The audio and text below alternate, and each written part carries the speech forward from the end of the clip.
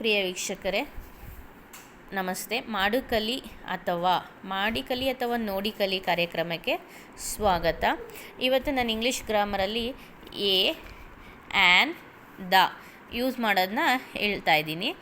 A ಮತ್ತು an singular ಫಾರ್ಮಲ್ಲಿದ್ದಾಗ use ಆಗುತ್ತೆ.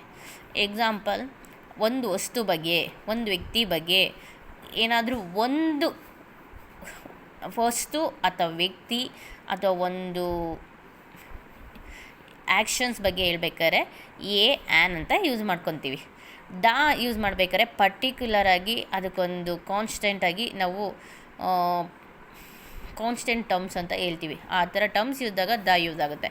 First vowels. ಈಗ ಕನ್ನಡದಲ್ಲಿ ಹೇಗೆ ಸ್ವರಗಳು ಮತ್ತು ವ್ಯಂಜನಗಳು ಎಂದು ಕನ್ನಡಾಕ್ಷರನ ನಾವು ಸಪ್ರೇಟ್ ಮಾಡಿರ್ತೀವೋ ಹಾಗೆಯೇ ಇಂಗ್ಲೀಷಲ್ಲಿ ಕೂಡ ಓವೆಲ್ಸ್ ಆ್ಯಂಡ್ ಕಾನ್ಸೊನೆಂಟ್ಸ್. ಓವೆಲ್ಸ್ ಅಂದರೆ ಸ್ವರಗಳು. A E I O U, A E I O U, ಈ 5 ಅಕ್ಷರಗಳನ್ನ ಓವೆಲ್ಸ್ ಅಂತ ಹೇಳ್ತೀವಿ.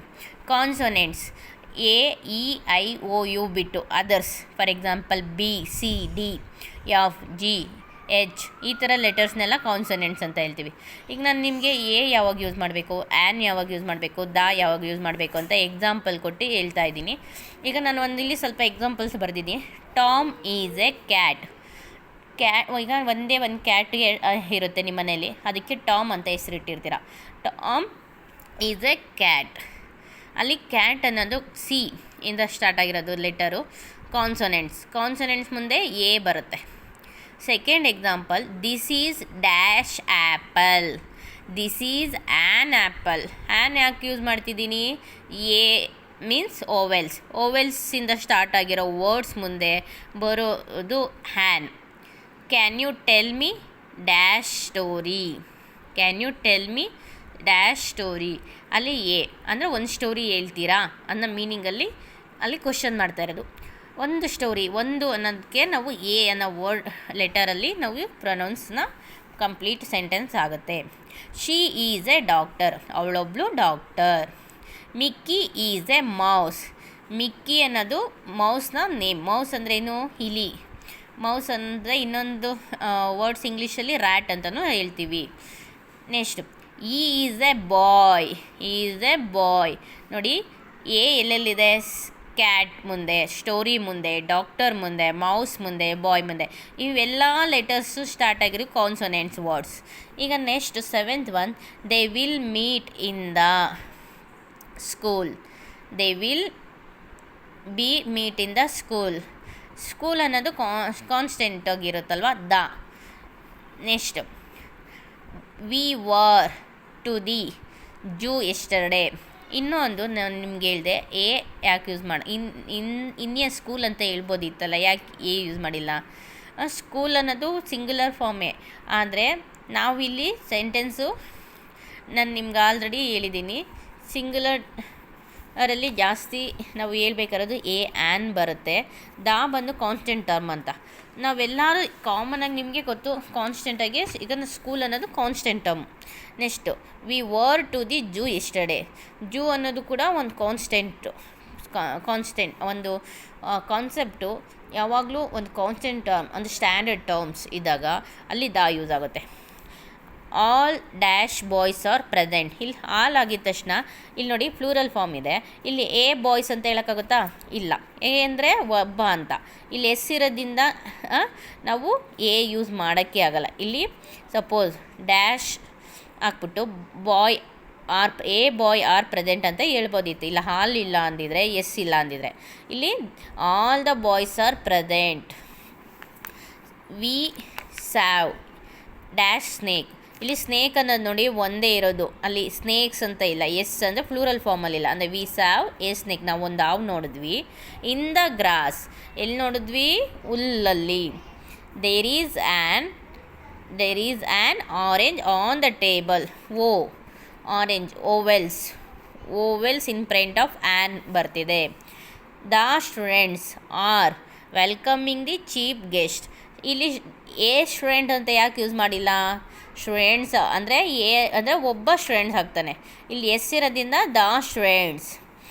The whole milk was spilled.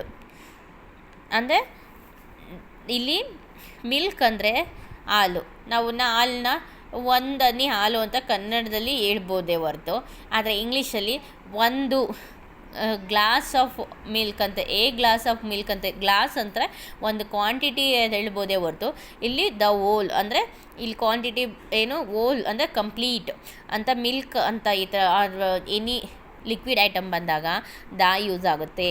ಕಂಪ್ಲೀಟಾಗಿ ಅದು ಎ ಅಥವಾ ಹ್ಯಾನ್ ಬರಲ್ಲ. The teacher has an hour class. ಇಲ್ಲಿ ಆ್ಯನ್ ಅವರ್ ಕ್ಲಾಸ್ ಇದೇನು ಮೇಡಮ್, ಇದೆ, ಕಾನ್ಸೋನೆಂಟ್ಸ್ ಇದೆ, ಆದರೂ ಹ್ಯಾನ್ ಯೂಸ್ ಮಾಡಿದ್ದೀರಾ ಅಂತ ಕೇಳ್ತೀರಾ. ಇದಕ್ಕೆ ರೀಸನ್ನು ಹೆಚ್ಚು ಸೈಲೆಂಟಾಗಿ ಆ್ಯನ್ ಅವರ್ ಕ್ಲಾಸ್, ಇಲ್ಲಿ ಓ ಪ್ರೊನೌನ್ಸ್ ಆಗುತ್ತೆ, ಅದಕ್ಕೆ ಹ್ಯಾನ್ ಬರುತ್ತೆ. Add the milk. Add milk ಅಂತ ಹೇಳೋಕ್ಕಾಗುತ್ತಾ? ಒಂದೇ ಒಂದು ಹಾಲು ಹಾಕು ಅಂತ ಹೇಳ್ತೀವ ಸೆಂಟೆನ್ಸಲ್ಲಿ, ಇಲ್ಲ. Add the milk to the flour ಅಂದರೆ ಹಿಟ್ಟಿಗೆ ಮಿಲ್ಕ್ ಹಾಕು. Let's eat in the hotel ಅಂದರೆ ಹೋಟೆಲಲ್ಲಿ ತಿನ್ನೋಣ. We lives in the USA ಅನ್ನೋದು ಯುನೈಟೆಡ್ ಸ್ಟೇಟ್ ಆಫ್ ಅಮೇರಿಕಾ.